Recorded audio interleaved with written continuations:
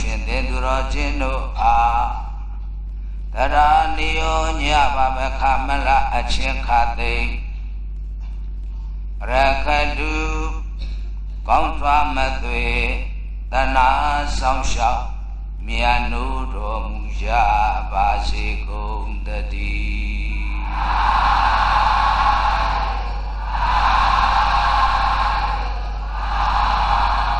မချနဲ့ပါဗျာမထဲပါနဲ့ရှိတယ်အဲ့တော့ဘုန်းကြီးတို့ရဲ့သာနာမေတ္တာကအလုံးသောသူတော်ကောင်းတို့အပေါ်မှာတစ်မြတ်စွာဘုရားသည်ရာဟုလာသားကဲ့သို့တို့တရားဓမ္မကိုစီသူတော်ချင်းတို့အားဆောင်ရှောက်ပါစေတဲ့ဒါကြောင့်ဆိုလိုက်ကိုယ်နှလုံးသားမြတ်ဖရာကိညာအစဉ်ဆောင်ပါစေကိုယ်နှလုံးသားမြတ်ဖရာကိညာအစဉ်ဆောင်ပါစေဒုတိယကဘုန်းကြီးတို့တရားဓမ္မလောကုတ္တရာတရား9ပါးပေါ့လေပရိယနဲ့10ပါးအဲ့ဒီ10ပါးသောတရားတော်မြတ်တွေသည်ဘုန်းကြီးတို့သူတော်စင်တို့ရဲ့နှလုံးသားမှာထာဝရခိုနာပျော်ရွှင်ပါစေမိမိတို့ဒီတရားနဲ့ပျော်ရွှင်ပါစေလို့ဆိုလိုတာဆိုလိုက်ကိုယ်နှလုံးသားမြတ်တရားကိုယ်နာအစဉ်ပြောပါစေကိုယ်နှလုံးသားမြတ်တရားကိုယ်နာအစဉ်ပြောပါစေနောက်တစ်ခုကအရိယာ8ပါးနဲ့သမုဒိသံဃာတော်အဲ့ဒီ9ပါးသောသံဃာတော်တွေကဒုရဂရမတို့အားလူနာနိဗ္ဗာန်နဲ့သုံးနာသောချမ်းသာပေးပါစေလို့ဆန္ဒပြုတယ်ဆိုလိုက်ကိုယ်နှလုံးသားအင်္ဂါမြတ်သုံးပါးချမ်းသာပေးပါစေကိုယ်နှလုံးသားအင်္ဂါမြတ်သုံးပါးချမ်းသာပေးပါစေနာမလေးကတော့လောကမှာရှိသမျှဘုရားဟောကြားတဲ့နတ်မြတ်နာကောင်းနာပေါင်းတို့သည်ဘုန်းကြီးတို့သူတော်စင်တို့အားအစဉ်သာဝရချစ်ခင်သနာမြတ်တို့စောင့်ရှောက်ကြပါစေဆိုလိုက်ကိုယ်နှလုံးသားဧဝမြတ်သနာမြတ်တို့ကြပါစေကိုယ်နှလုံးသားဧဝမြတ်သနာမြတ်တို့ကြပါစေမေတ္တာပေးယူဆန္ဒဖြင့်ဘုန်းကြီးတို့ရဲ့ရာပြည့်ပူဇော်ပွဲနဲ့55ကြိမ်ဩဝါဒခံယူပူဇော်သည့်နောက်ဆုံးဓမ္မသဘင်ကိုဖွင့်လှစ်လိုက်ပါပြီဖွင့်လှစ်ပြီးတော့ဘုန်းကြီးတို့သူတော်ကောင်းတို့ချင်းချင်းအပြအလှခဏပူဇော်နာယူကြည်ညိုကြမဲ့တရားကဝိပဿနာကိုအဲ့တော့ဝိပဿနာဟာအင်မတန်လိုအပ်ဘယ်လိုလိုအပ်တယ်လဲဆိုရင်လောကတောင်သူလက်သမားများဥယျာဉ်ချမ်းမြေသမားများမျိုးစေ့တွေစိုက်ပျိုးတဲ့အခါပင်ပေါက်ယုံနဲ့ကိစ္စမပြီးသေးပါဘူးအပွင့်ပွင့်ရပါဦးမယ်အပွင့်ပွင့်ယုံနဲ့လည်းကိစ္စမပြီးသေးပါအသီးသိရပါဦးမယ်အသီးမှပြီးပြီဆိုရင်တော့အနည်းနဲ့အဝေးအနည်းနဲ့အများရင်နဲ့နောက်ကကွာတဲ့တောင်သူဥယျာဉ်ချမ်းမြေကိစ္စပြီးပြီလို့ဆိုရပါတယ်အဲ့ဒါလိုပဲဘုန်းကြီးတို့သူတော်စင်တို့အားဖြင့်လဲတိဒါနကုသိုလ်ကအပင်နဲ့တူပါတယ်အပင်ပေါင်းယုံနဲ့တောင်သူကိစ္စမပြီးသေးသလိုဒါနကုသိုလ်ရှိယုံနဲ့နိဗ္ဗာန်မရသေးပါဒုတိယသီလကုသိုလ်ကအပွင့်နဲ့တူပါတယ်အပွင့်ပွင့်ယုံနဲ့တောင်သူကိစ္စမပြီးသေးသလိုသီလရှိယုံနဲ့လည်းနိဗ္ဗာန်မရနိုင်သေးပါဝိပဿနာဆိုတာကအသီးနဲ့တူပါတယ်အသီးမှသိပြီဆိုရင်အနည်းနဲ့အဝေးအ အနေနဲ့အများအရင်နဲ့နောက်သာကွာတယ်တောင်သူကိစ္စပြီးပြီဆိုရသလိုဝိပဿနာတရားအားထုတ်ရှုပွားလိုက်ပါကအနည်းနဲ့အဝေးအနေနဲ့အများရင်နောက်သာကွာတယ်နိဗ္ဗာန်လက်မှရပြီးတာဟုတ်ပလားပြိဿအပင်မရှိရင်အပွဲပွဲလို့မဖြစ်အတိတိလို့မဖြစ်သလိုဒါနမရှိသီလမရှိရင်လည်းဝိပဿနာဆိုတာမလွယ်ကူပါဘူးသို့တော့သူတော်ကောင်းတို့အနေထားကြည့်လိုက်မယ်ဆိုရင်ဒါနနဲ့သီလဆိုတာတော်တန်ခိုင်လုံပြည့်စုံရပါတယ်နည်းနေတာကဝိပဿနာနည်းနေတာကဒါကြောင့်ဆိုလိုက်အပင်ဒါနဝိသီလသီကဝိပဿနာအပင်ဒါနဝိသီလသီကဝိပဿနာဒါတယ်လေ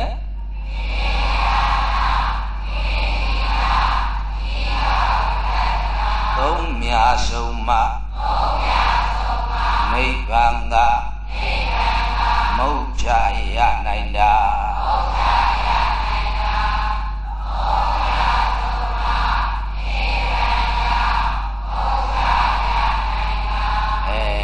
အမေရိကန်ကကိုရောကြီးကအင်တာနက်နဲ့မဟုတ်မြန်မာပြည်ကကိုရောအင်တာနက်နဲ့ဟော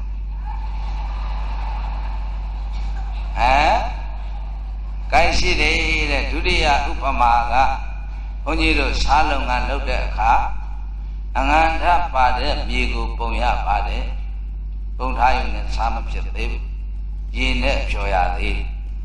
ရေနဲ့ဖြော်ရုံနဲ့လည်းစားမဖြစ်သေးဘူးမီးနဲ့ချက်လိုက်တော့မှဘာဖြစ်တယ်လဲကိုင်းဒီတော့ဒါနကဘာနဲ့တူမယ်ဟောမြေနဲ့တူတယ်မြေရှိရုံနဲ့စားမဖြစ်သေးသလိုဒါနရှိုံနဲ့နိဗ္ဗာန်ရမလားနိသီလကပါနဲ့တူမယ်ရေဖြော်ယုံနဲ့သာမဖြစ်သေးသလိုသီလရှိုံနဲ့နိဗ္ဗာန်ရနိုင်အောင်မလားဟောဝိပဿနာကပါနဲ့တူတယ်မီးနဲ့မှချက်လိုက်ပြီဆိုရင်နီနဲ့ဝေနေနဲ့အများရင်နဲ့နောက်သာကွာတယ်ဘာဖြစ်သွားပါလဲအဲဒီလိုပဲဒါနသီလရှေးခံပြီးတော့ဝိပဿနာအားထုတ်လိုက်ရင်နိဗ္ဗာန်ရောက်ပြီလို့မှတ်လိုက်ပါ။ခိုင်းဆိုလိုက်ဒါနမာမြေသီလရေမိဘေဝိပဿနာ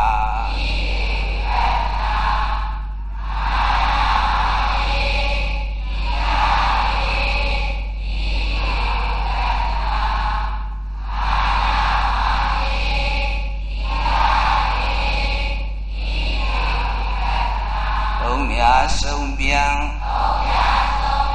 သာနိဗ္ဗာန်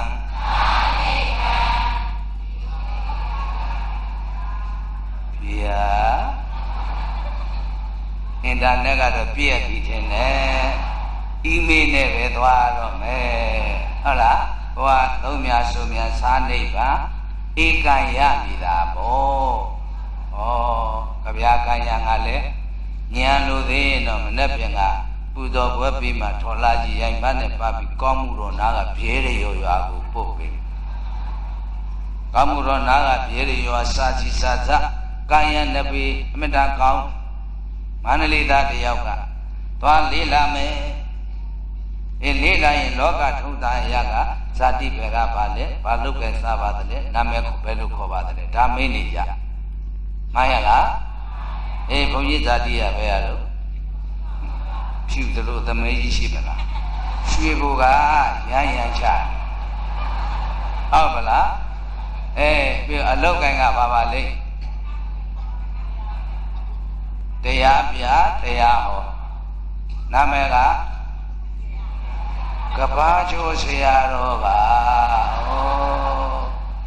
ဟုတ်ပါလားဒါကြောင့်နဲ့မန္တလေးသားကအဲ့ဒါတွေကိုသူကစိတ်ကူးချစီပြီးတော့တမင်တကာခဲခဲကကတွေးသွားဟိုကြတော့မေးဂျုံဆိုင်နေတဲ့ခုနကပြဲလျော်ရွာသူကလေးတွေမောင်ကြီးကဘယ်ဇာတိကပါလဲရှင်မန္တလေးနေပြီးတော့ကပါညမတို့ဘာများစီးပွားရေးလောက်ကင်စားပါသလဲရှင်ဘယင်းလှေတော်အမှုထားပါတယ်ညမတို့ မောင်ကြီးနာမည်ကဘယ်နဲ့ခေါ်ပါသလဲရှင်အဲ့တော့သူကတမင်ကတွေးလာတာဆိုတော့ငါရဲ့ဇာတိနဲ့အလုတ်ကိုင်းတော့စာဆက်ချင်စနိုင်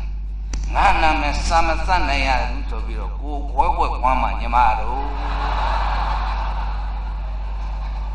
အဲ့တော့ပြဲရရောရွာသူရွာသားတွေကပြဲရရောရွာသူလေးတွေကလေချုံဆိုင်ရင်မှတာမန်းရွှေမျိုးတော်လေးတော်ခွဲမှုတံပြဲရရောသူလာမဆန်းနဲ့ကိုခွဲခွဲကွာအဲ့ဒီလိုလုံးမှာပေါ့ကိုင်းဆိုသုံးများဆုံးပြန်ခြားနိဗ္ဗာန်ဧကံယမိလားတဲ့နောက်တစ်ခုတို့လောကမှာဖေးရဲ့အမေရဲ့မင်းသုံးမျိုးအဲ့တော့ဒါနကုသိုလ်ကအဖေနဲ့တူတယ်မှာဒါနရဲ့သဘောမသိရင်ကိုယ်အိမ်ကအဖေဘာလုပ်တယ်လဲလို့တွေးတောကြည့်လိုက်အိမ်ကအဖေတွေဘာလုပ်ကြဟမ်အရက်တောက်တယ်ဖိရိုက်တယ်အားရှိစမောဆွဲတယ်လားအေးမိသားစုတို့ရဲ့စာဝတ်နေရေးရှားကြမကြွေးဘူးလားခင်နဲ့ပြောတော့စီးပွားရေးလုပ်ပြီတီလာကအမေနဲ့တူတယ်တီလာအကြောင်းမသိရင်တို့အိမ်ကအမေတွေဘာလုပ်တယ်လဲစဉ်းစားလိုက်အိမ်ကအမေတွေအားရှိစေးလေးတို့လက်ကြညရွာရိုးလျှောက်ပြီးတော့အတင်းပြောတယ်လားအေးအမေကအိမ်မှာချက်ရေးပြုတ်ရေးဖွင့်ရေးလျှော်ရေးတန်ရှင်းရေးကိုပြုလုပ်ပေးတယ်ဒါကြောင့်ဒါနကဘုန်းကြီးစီးပွားရေးတီလာကတန်ရှင်းရေးတဲ့ကျမ်းမာရေးပေါ့နောက်တစ်ခုတဲ့ဘုန်းကြီးတို့ဝိပဿနာကမင်းနဲ့တူတယ်ဘုန်းကြီးတို့တရားဓမ္မများအဖေသာရှိ၍အမေမရှိတော့ဘာတဆိုးသဘောတူရင်ဤကိုကျွဲဖတ်လို့ရတယ်ပြောခြင်းလို့ပြောတူဖို့ပဲလို့တဲ့ဟုတ်ပါလားအေးအဲ့ဒါပဲအဲ့တော့တဲ့ဒါနသာရှိ၍သီလမရှိရင်လည်းခုနကအဖေသာရှိအမေမရှိလို့မတင့်တယ်လို့ဒါနသာရှိ၍သီလမရှိတော့ဒါနကပစ္စည်းဥစ္စာတွေပေါ်တယ်သီလမရှိတော့မကြမ်းမယောဂဆွဲအေးအဲ့တော့သူ့အတွက်ဝေါကောင်းဆလာဘာမှသိတယ်မရှိတော့တပံအမေသာရှိ၍အဖေမရှိတော့ဘာတဆိုးထင်တယ်လို့သာလှုပ်လိုက်ဟုတ်လားအေးအဲ့ဒါ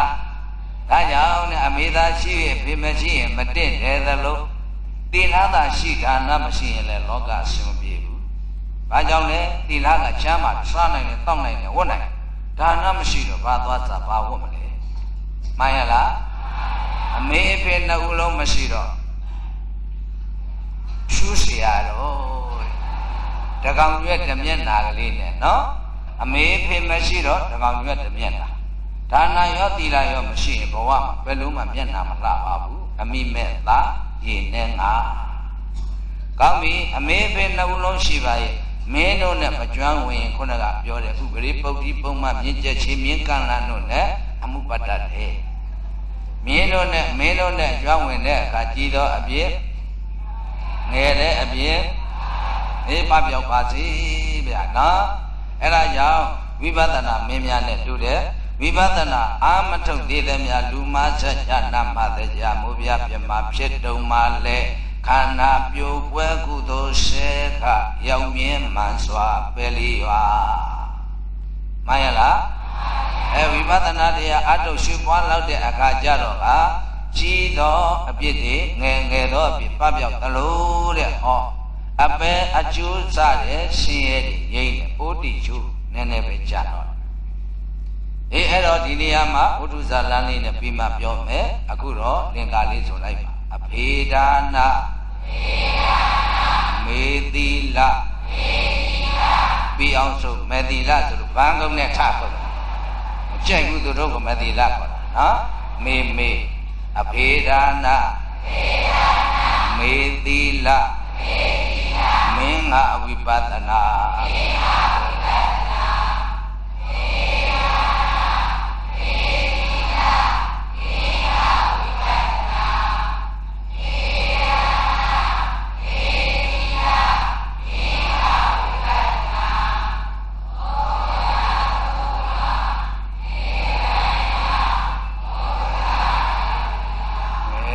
တယောက်တည်းသာအီးမေးတတ်သလားအောင်မင်းနေသူတို့လည်းတတ်လားက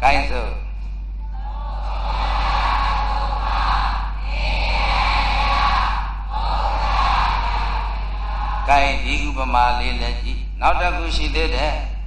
အဲ့ဒါကတော့ဘုန်းကြီးတို့တရားဓမ္မများခရီးသွားကြတဲ့အခါရိတ်ခါမလိုဘူးလား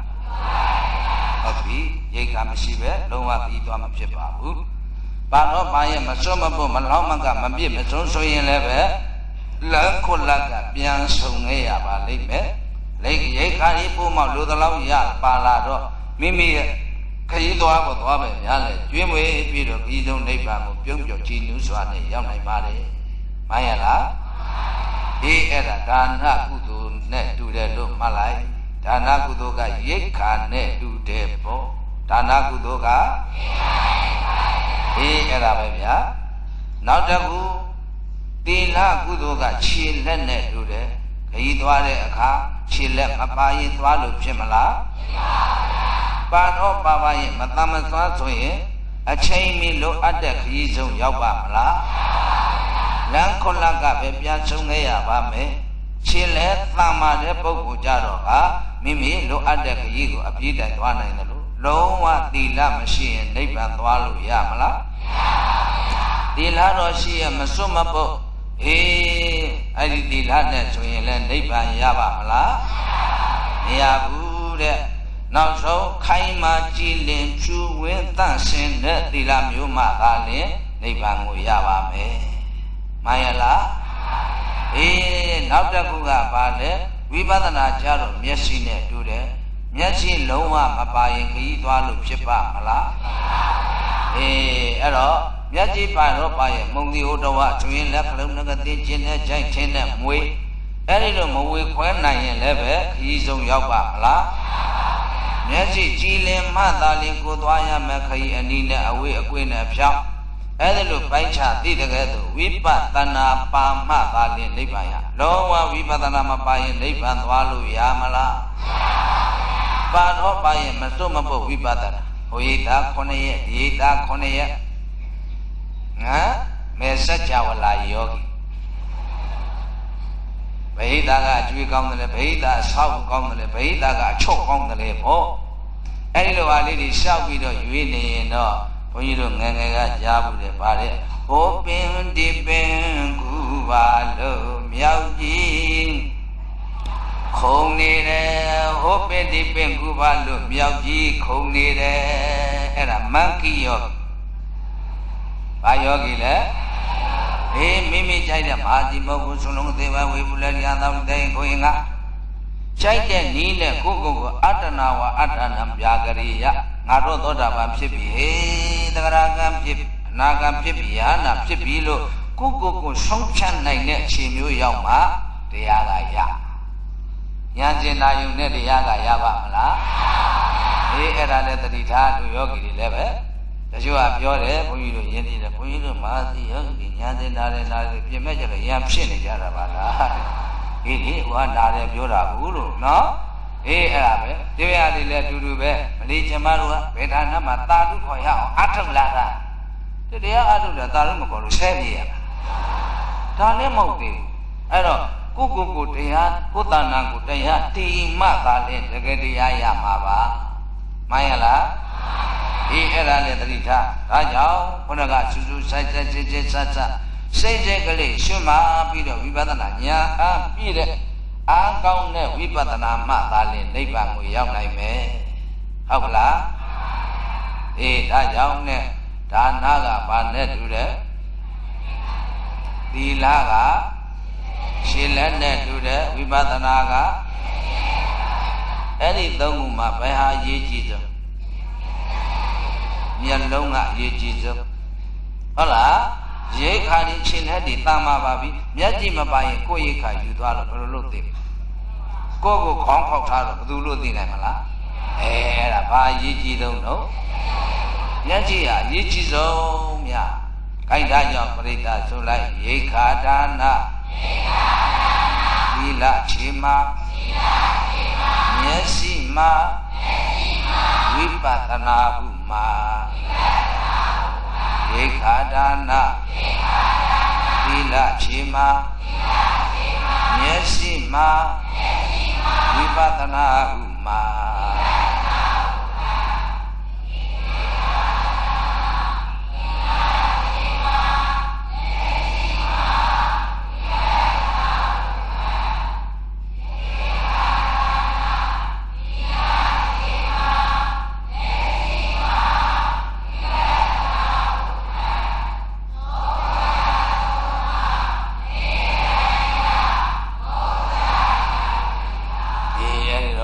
မှာ၄ခုပြောခဲ့ပါပြီ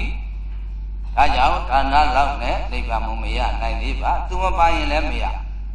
ဒါနမှမပါပစ္စည်းဥစ္စာမရှိဒီပစ္စည်းဥစ္စာစားဖို့ဝတ်ဖို့နေဖို့ထိုင်ဖို့အတွက်ချက်ကုတ်ချက်ခဲရှာနေရတော့ဝိပဿနာအားထုတ်ချိန်နေရပါအဲ့တော့ဒါနကပစ္စည်းဥစ္စာပြည့်စုံတဲ့ဖြင့်ဘုန်းကြီးတို့သူတော်ချင်းများဝိပဿနာတရားအားထုတ်ဖို့ကွက်လက်ခေါ်ပေးတာပါဒုတိယသီလအဲ့ဒီသီလရှိုံနဲ့လည်းနိဗ္ဗာန်မရနိုင်သေးပါဘုန်းကြီးတို့တရားဓမ္မများလည်းကြားဖို့ပါရှင်းတုန်းကအနှစ်2000တိုင်တိုင်ကတ္တဗဘုရားလက်ထက်တုန်းကဒိဋ္ဌယဟန်ကြီးလေသီလတွေပြည့်ပြည့်စုံစုံရှိတယ်ဗျနောက်ဆုံးကြတော့ပြိမ့်မြက်ကလေးကိုသွားပြီးတော့ဆွမ်းမိတယ်ဘုဒ္ဓဂမဇကသိက္ခာဘုရားဝိပတိတာနှလုံးမသားရမှုပြဟောနဂါကြီးသွားဖြစ်တယ်သီလရှိုံနဲ့လည်းနိဗ္ဗာန်မရနိုင်သေးဘူးအနှစ်2229ပါးသီလလောကထဲမှာလူလောကနတ်လောကပြမလောကထဲမှာယဟန်တဲ့များတဲ့သီလရှိသလားရှိပါဘူးအဲ့ဒါကြောင့်နဲ့သီလနဲ့လည်းနိဗ္ဗာန်မရနိုင်သေးဘူးသီလမရှိရင်လည်းနိဗ္ဗာန်မရသီလမရှိရင်မကြမ်းရင်ချမ်းမာရေးအတွက်အချိန်လေးပေးနေရတယ်ဘယ်မှာဝိပဿနာအထုတ်နိုင်မလဲဒီလိုလေးနားလည်တာနော်အဲ့တော့ဝိပဿနာပါမသာလျှင်နိဗ္ဗာန်ရမယ်ဒီဝိပဿနာကလည်းပဲခုနကဒါနသီလမပါမဖြစ်ဘူးအပင်မမရှိအပွင့်မမရှိဘယ်လိုလုပ်သိမလဲဒါကြောင့်ဒါနသီလသမထ3မျိုးဟာဒါနသီလဝိပဿနာဆိုတဲ့3မျိုးဟာအညမညသဘောတရားမှန်ရလားဒါကြောင့်ဆိုဒါနဆိုတာမျိုးရိက္ခာပမာတုထာခရီးသွားနေမြမပါမလေးပါဒါနဆိုတာမျိုးရိက္ခာပမာတုထာခရီးသွားနေမြမပါမလေးပါဒါခုနကအဓိပ္ပာယ်ကျေပြောပြီးပြီအဲ့ဒီတော့ဒါနကလုံးဝမပါရင်နိဗ္ဗာန်သွားခရီးသွားလို့မရဘူးပါတော့ပါရင်မစွတ်ဘဖို့ဒါနပဂသနာဒါနလာဘဒါနဘယဒါပဂသနာဒါနဆိုတာနာမည်ကျော်ကြလူသိများယူပြုတာပဂသနာဒါနသူ့ရဲ့ရည်ရွယ်ချက်လောကပြောရင်ခိတ်ကနာမည်ကျော်နာဆုံးသွားလို့သူနိဗ္ဗာန်ဘယ်လိုမှသွားမရဘူးအင်းအာတတိစွမ်းရည်ကုန်သွားပါပြီမှန်ရလားနောက်တစ်ခုဘယဒါနဝိရိဏတထိုင်ရရေရယဘယ်အချိန်အဘယ်မြည်သောဘုရားဘယ်ထောင်းကနေပြီးတော့ဘာလှူလိုက်ပါဆိုပြီးတော့သွားလှူတာရှောက်လို့သူလှူတာပါဘုရားရဲ့ကိုယ့်ဘောထားကြည့်ရတဲ့မေတ္တာကရုဏာစေတနာဘာမှထောက်ထားလို့မရတဲ့အတွက်ဒါကြောင့်သူကကြောက်တာရင်ခိတ်ဆုံးလို့နိဗ္ဗာန်မရောက်ပါဘူးမှန်ရလားနောက်တစ်ခုလာဘဒါနာဒါလည်းပိရိဏတတယရေရယယာရုတက်ခြင်းနဲ့ရှိစေပြခြင်းနဲ့သာမဝေအောင်ချမ်းမာရေးကောင်းရင်ဘယ်ဘုရားဘယ်ချိန်ဘယ်နေရာကဘာသွားလူပါဆိုရင်လည်းပဲထောင်မြင်လို့အဲ့ဒါသူကချမ်းမာရေးကောင်းတယ်ဆိုတဲ့ဒီခိတ်ဆုံးသွားလို့နိဗ္ဗာန်မရပါဘူးဒါကြောင့်အတ္တမသောပါဏမုတ်တိမတ္တဒါနံဘိကုသလံဝါဟောတုဣဒံမေဒါနာသောခယဝံဟောတုတိမေနဒိဏံသမ္မာထပိတံဟောတိဝေဒနေတိတံမြဲတဆုပ်သိရတဆုပ်အလူပင်ဖြစ်ပါစေဤကုသိုလ်သည်နိဗ္ဗာန်ရပါလို့ဤလူချမ်းသာနာချမ်းသာမြမချမ်းသာလုံးဝထက်မတွက်နိဗ္ဗာန်ချမ်းသာရပါလို့ဤလို့အဲ့ဒါလို့ရည်ရွယ်ဖြောင်းတန်းတဲ့အလူမပါလင်နိဗ္ဗာန်ရောက်ပါမယ်ဒါလည်းသူကဒါလိုက်မဟုတ်အင်ဒါလိုက်တော်ဝိုက်သောအဖြစ်သာရောက်တာမှန်ရလားအဲ့ဒီလိုလူရင်တဲ့ကိုပြည့်ကြီးကောင်းကောင်းထားရရောက်တဲ့ဝဆင်းရဲကင်းတဲ့နိဗ္ဗာန်ကိုလည်းပဲအရောက်ပို့ပေးတဲ့ဒါနမျိုးပါတဲ့ဗျာသဘောပေါက်မလားဒါကြောင့်ဒါနပါရောပါရဲ့ပဂသနာဒါနလာဘဒါနဘယဒါနမျိုးနဲ့နိဗ္ဗာန်မရနိုင်သေးဘူးယခုလည်းကပြောတဲ့မြတ်သေးရွတ်တဆုပ်အလူပင်ဖြစ်ပါစေနိဗ္ဗာန်ရည်မှန်လူသားနဲ့ဒါနမျိုးမှသာလျှင်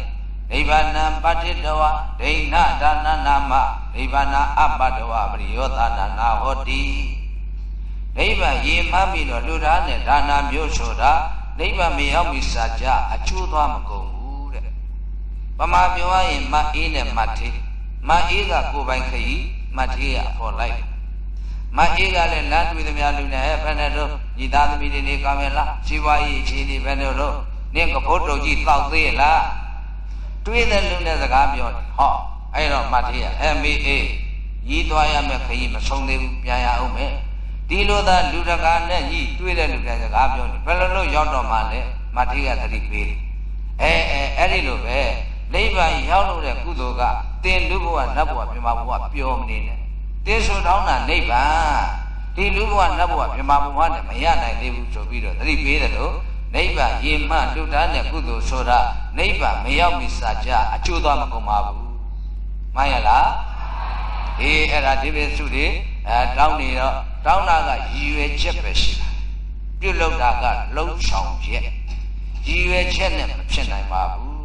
လှုပ်ဆောင်ချက်ကူမသာလေလိုအပ်တဲ့ကိစ္စပြည်တည်အောင်မြင်ပါတယ်အဲ့တော့ဘာပဲလို့နိဗ္ဗာန်ကိုသာရည်မှမှန်ရလားခိုင်းနောက်တစ်ခုဆိုသီလဆိုတာလက်ချေပါသီလဆိုတာလက်ချေပါသမာဓုထားခရီးသွားသမာဓုထားခရီးသွားနဲမြမပါမလေးပါနဲမြမပါမလေးပါ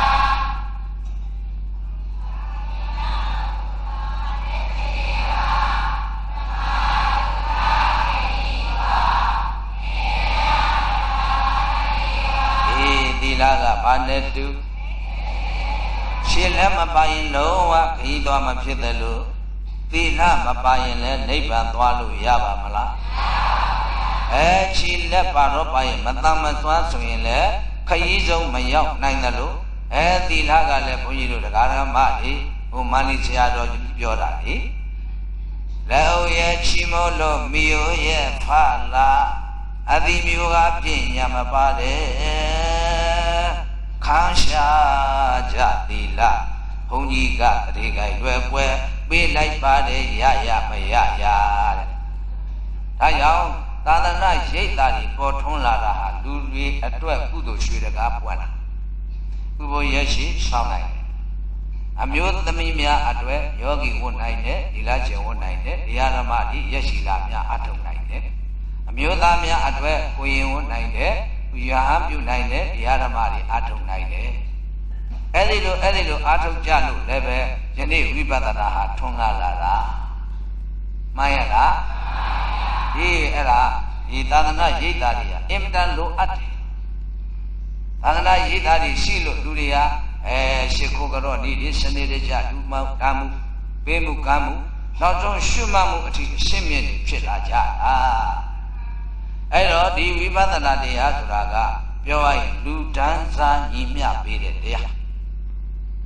ပြောရရင်မိမပဲသောတာပန်ဖြစ်ဖြစ်ယောက်ျားပဲသောတာပန်ဖြစ်ဖြစ်ခုံကြီးတို့မိမရတဲ့သောတာပန်ကဘယ်လိုနေလဲလို့ရှိကိုမရှိမှန်ရလားနောက်တစ်ခုကိုကောင်း64ရတွေ့ထထရုပ်ကြီးဖုတ်တိရှင်မလို့မြင်ရသူဘယ်မောရအောင်ချောလာကိုပြောပြလို့ကုန်နိုင်တဲ့မြာချင်းမုံခေါ်တဲ့မိုက်ရင်ကြီး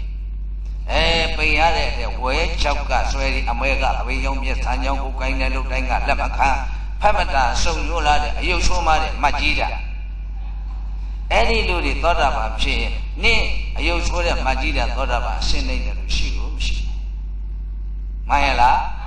အဲ့ဒါပဲဗျာဒါကြောင့်ပစ္စည်းရှိတဲ့လူဟုတ်လားပစ္စည်းမရှိတဲ့လူသောတာပန်ဖြစ်သွားရင်ရှင်းမခွဲဘူးခွန်ကြီးတူပဲပြိတ္တာသိပြီးတော့မွန်မြတ်တဲ့ဝိပဿနာနောက်ဆုံးအနုအဝဲအဲ့ဒီအနုဝဲကလည်းအထုတ်ရင်သောတာပန်ဖြစ်သွားမယ်တခြားသောခန္ဓာကိုယ်အင်္ဂါခြေလက်ကောင်းတဲ့ပုဂ္ဂိုလ်ကသောတာပန်ဖြစ်သွားတယ်နင့်အနုသောတာပန်ကအောက်အရှင်နေတယ်လို့မရှိပါဘူးခြေတော်ကကြားဖို့ပါတယ်တာဘုန်းကြီးတို့သုပ္ပဗုဒ္ဓဂုဋ္ဌိတဲ့သုပ္ပအိပ်ပျော်နေတဲ့လူတွေကိုဗုဒ္ဓနိုးအောင်ဂုဋ္ဌအရေးဆိုလက်ချေလို့တဲ့နုမနာယောဂဤကရှိတာသုပ္ပဗုဒ္ဓဂုဋ္ဌိဆိုတာသူ့မှာဂျာထာနဲ့ပိုးတွေကတောင်းကြတော့ကိုယ်ပိုင်ရာပိုင်အိမ်ပိုင်မရှိသူများအိမ်မိပြီးတော့အိမ်ရအဲဒီပိုးတွေကညအခါကြိုက်ကြထိုးကြတော့တခါလဲရာတာနဲ့တပြင်းပြင်းခုတ်ရလို့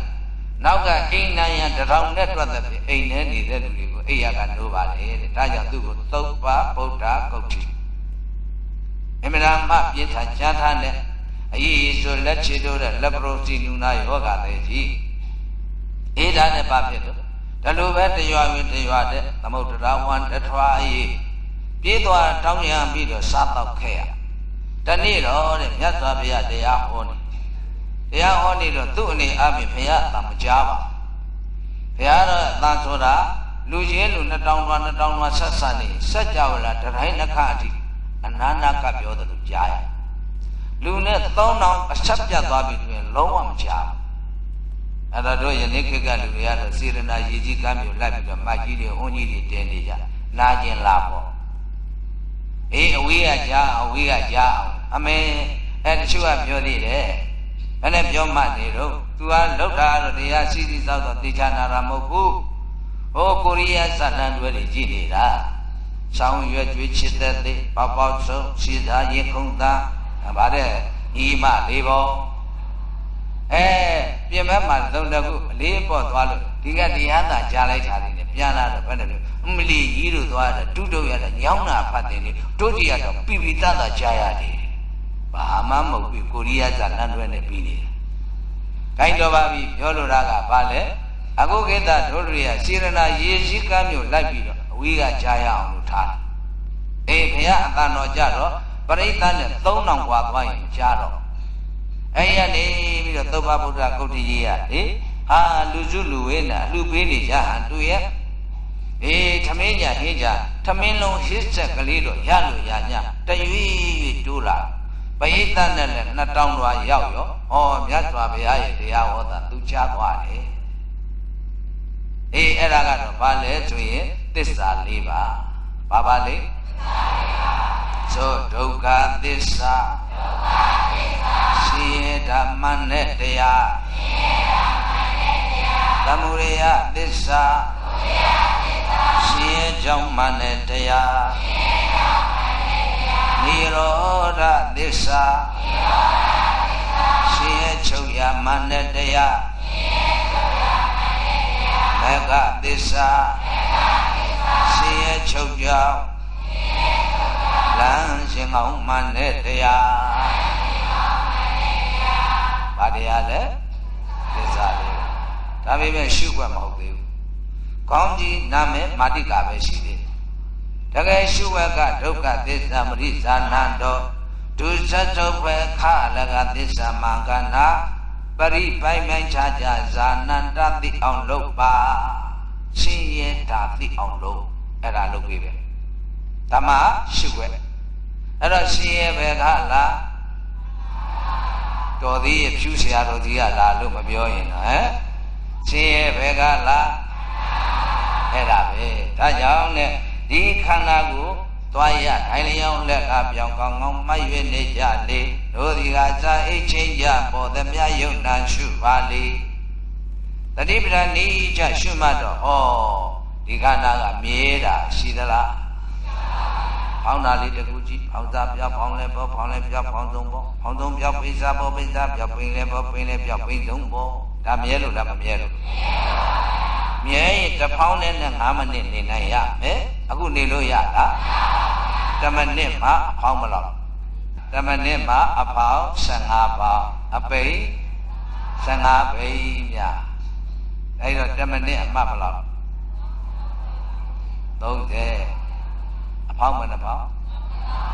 ဧတော်ရ30လို့ဖောင်းမနဲ့ဖောင်းဆိုဗိုက်ကြီးကွဲထွက်သွားအောင်အဲ့တော့အဖောင်းကအပိကနောက်တစ်ခုရှိသေးတယ်ခဏိခေစားအဲ့ဒါကတော့ဗါတဲ့ဟိုမင်းသမီးဟမ်ဘုန်းကြီးလည်းမပြောတာကြာတော့မေ့နေပြီဟိုတီးသွားလေးကချွင်းတောက်ချွင်းတောက်ဟောသိသွားပြီဟောသိတာကြီးအရင်သိရှင်သောမဏိဇာနာယေဆိုတာလေခိအစားဆုံးပဲဗျာကြိုက်တော့ပါပြီဒါကြောင့်10မိနစ်မှအဖောင်းမလား15ပေါင်အပိ5မိနစ်ညံပြောတော့5မိနစ် 150 7 မိနစ်15 မိနစ်မိနစ်20 25 မိနစ်မိနစ်30တနာရီ1800တနေ့ကုန်24နာရီပြောအဲ့ဒါတနေ့ကုန်24နာရီများမှတ်နိုင်မယ်ဆိုရင်43,200ခိုက်ကြည့်စမ်းဝိပဿနာစွမ်းအားမှန်ရလားခိုင်းဆို30ဖောင်းပိတ်မိနစ်ချိန်ဆောင်တနာရီကြာ1,800တောင်တရက်ပိန်ဖောင်း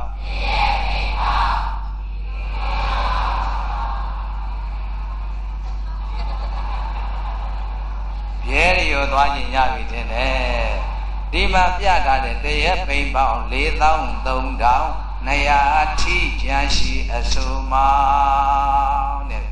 အဲ့တော့တနေ့ကုန်24နာရီမှရင်ဘယ်လောက်ရမလဲ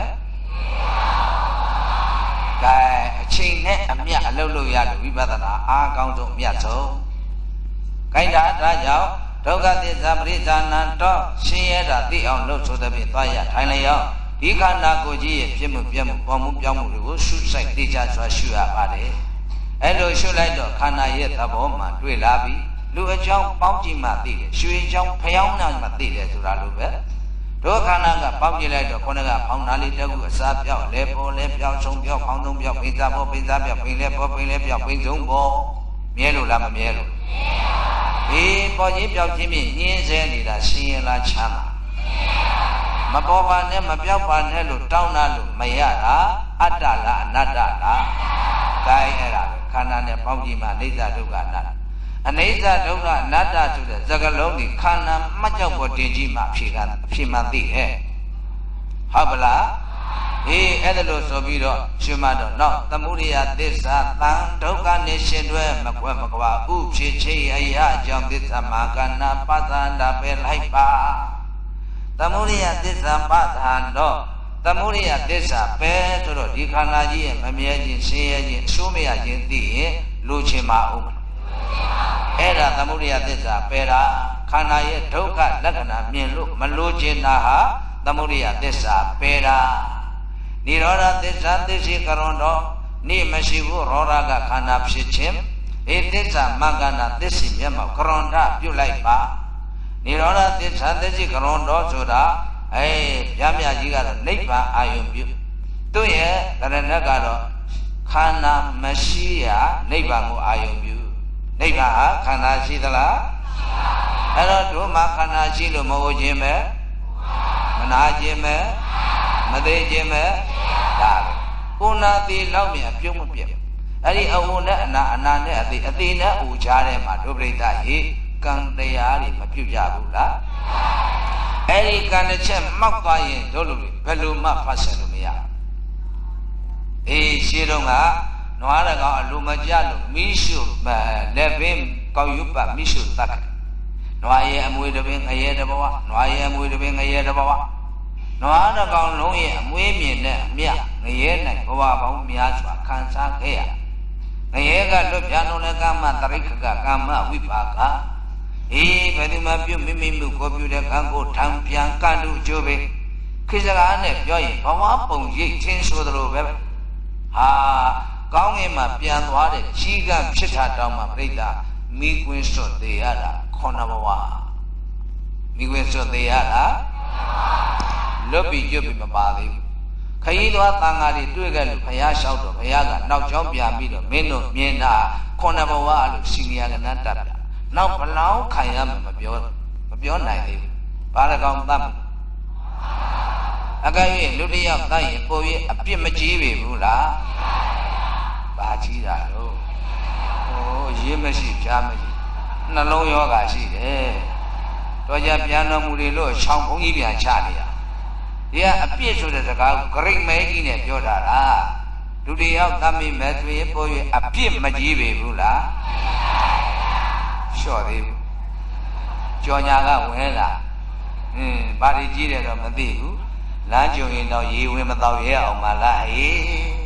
အပြစ်မကြီးဘူးလားအခု မှမှန်တော့တယ်ဗျာအခွန်လိုဈေးတွေဖွင့်ထားလို့သာတော်တော့နော်ယူချင်ရတော့ထွက်တဲ့စကလုံးနဲ့အခွန်ပေးရရင်တော့ခဏညရတယ်ဓမ္မပူဇာတော့တောင်ပြက်တက်ပြောင်းမယ်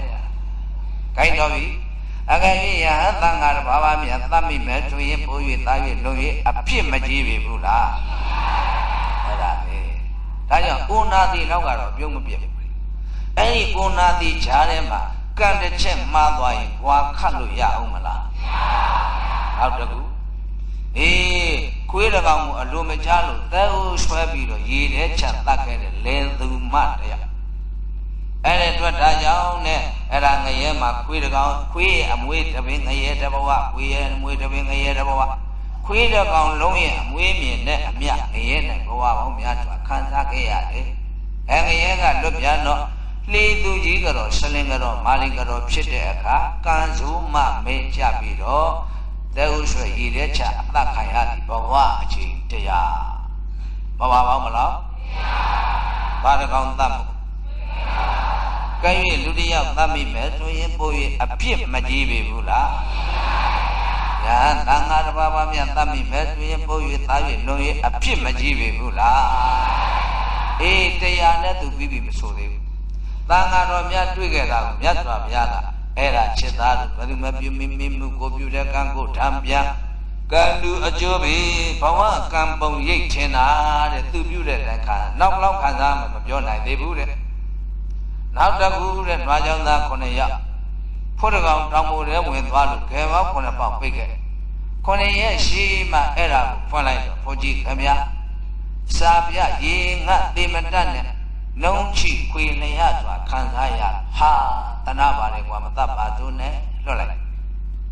အဲ့ဒီလွတ်လိုက်တဲ့အတွက်ဒါကြောင့်ဖို့ဘုမသားလို့ဘာနာတိပါဒကမထိုင်ဘာနာတိပါဒကမထိုင်လို့ငရဲတော့မကြ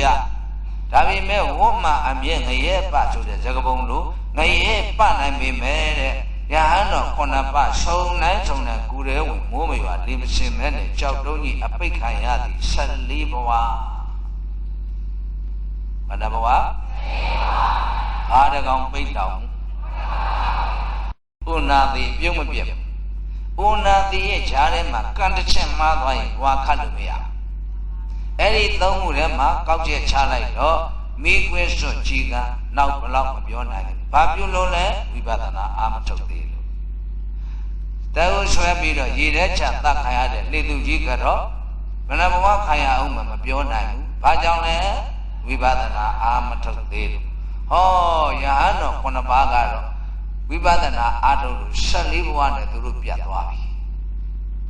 အဲ့တော့ဒါလည်း14ဘဝမှာအာထုတ်လို့အကယ်၍5ဘဝလောက်ကအာထုတ်ရင်5ဘဝနဲ့ပြတ်2ဘဝလောက်ကအာထုတ်ရင်ယောဂီတို့စဉ်းစားတော့ငါတို့ဟာဘသူမကောင်းတာကျန်တာမလို့ကောင်းရောကောင်းဝဲကိုဘာကိုလုပ်တဲ့ငါဘာဖြစ်မှမရှိဘူးတရားအာထုတ်เสียမလို့ဘူးလို့များသွားမတွက်လိုက်အဲ့ဒါလိုတွက်ပြီးတော့တဏှိတရားအထုံးမှုနောက်ကျရင်ထိုပုဂ္ဂိုလ်ကကံအကျွေးပို့တတ်တယ်လောကယူတဲ့အကျွေးဟာဖြေနိုင်ရင်ဖြေမချေနိုင်ရင်ဖြင့်အရင်နဲ့အတိုးကများ